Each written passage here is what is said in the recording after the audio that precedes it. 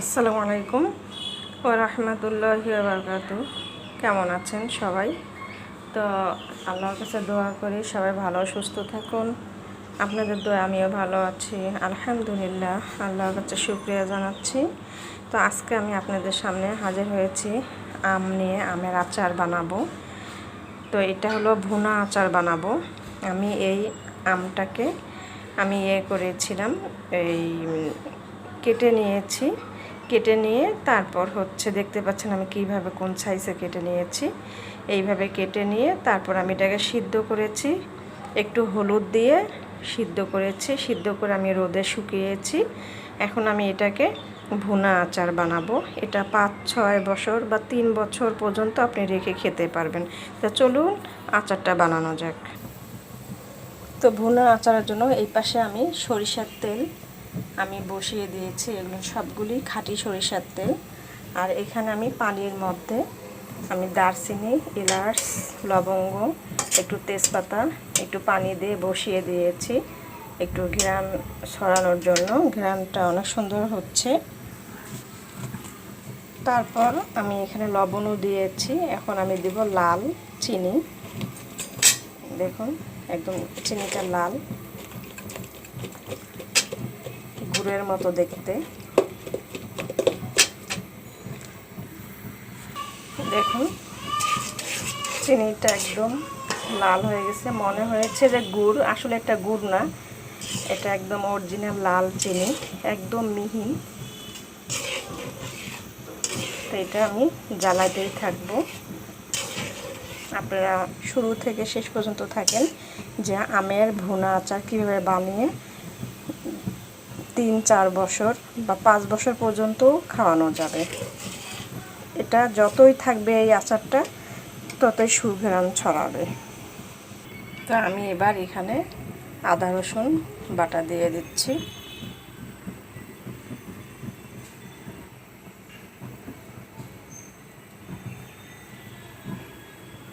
2 চামচ দিয়ে দিলাম।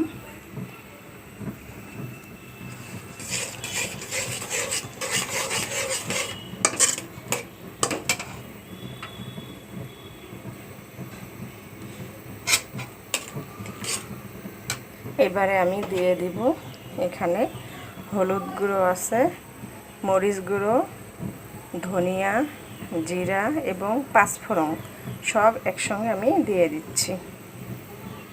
লবণ তো আমি আগেই দিয়েছি। দিয়ে আমি চিনির শিরাটাকে ভালো করে কষিয়ে নেব।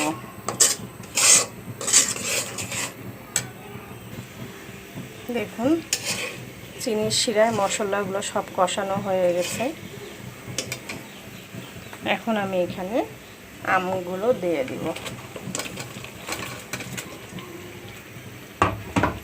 তো আপনারা যখন এইভাবে 3-4-5 বছর খেতে চান যদি, তাহলে আপনারা এইভাবেই বানাতে হবে।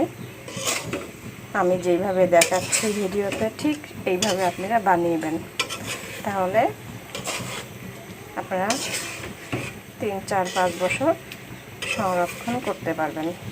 আমার বাসায় এখনও 4-5 বছরের এরকমই ভুনা আমের আচার আছে।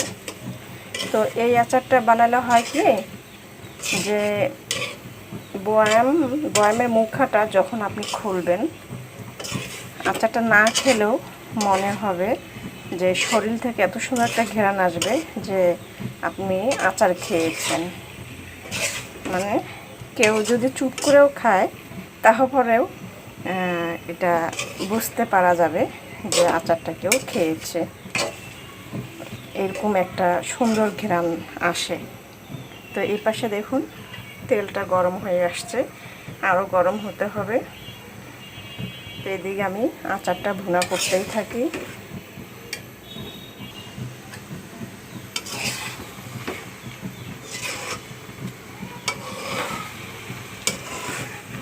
খুব আস্তে আস্তে নাড়া দিতে হবে এবং আমটাকে ভালো করে কষাতে হবে। এবার আমি এখানে আরেকটু পাঁচফোড়নের গুঁড়ো দিয়ে দিচ্ছি। পাঁচফোড়নের গুঁড়ো আরেকটু দিয়ে দিলাম আমি। পাঁচফোড়নটা আমি হাতে বানিয়েছি, ভেজে নিয়ে তারপরে আমি গুঁড়া করে নিয়েছিলাম।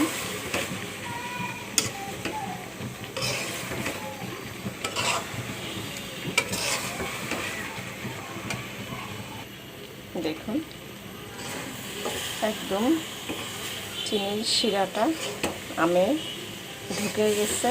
এই দেখুন একদম শুকনো হয়ে গেছে, আঠালো আঠালো হয়ে গেছে। এবার আমি এখানে গরম তেলটা দিয়ে দেব। সরিষার তেল কিন্তু কাঁচা দেবেন না, গরম করেই দিতে হবে, ভালো করে গরম করে নিতে হবে। দেখুন আমি গরম তেলটা দিয়ে দিচ্ছি, দেখতে পাচ্ছেন বলক উঠতেছে, এটা একদম গরম তেল।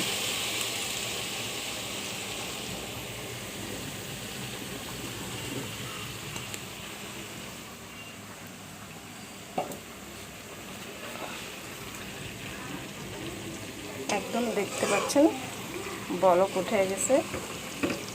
তো আপনারা এইভাবেই ভুনা আচার বানিয়ে খাবেন। আশা করছি 3-4 বছর এবং কি 5 বছর আপনারা রেখে খেতে পারবেন ইনশাআল্লাহ। কোনো নষ্ট হবে না আচারটা, খুবই ভালো থাকবে এবং ঘ্রাণ ছড়াবে। যত রাখবেন ততই ঘ্রাণ ছড়াতে থাকবে এবং খেতেও সুস্বাদু হবে।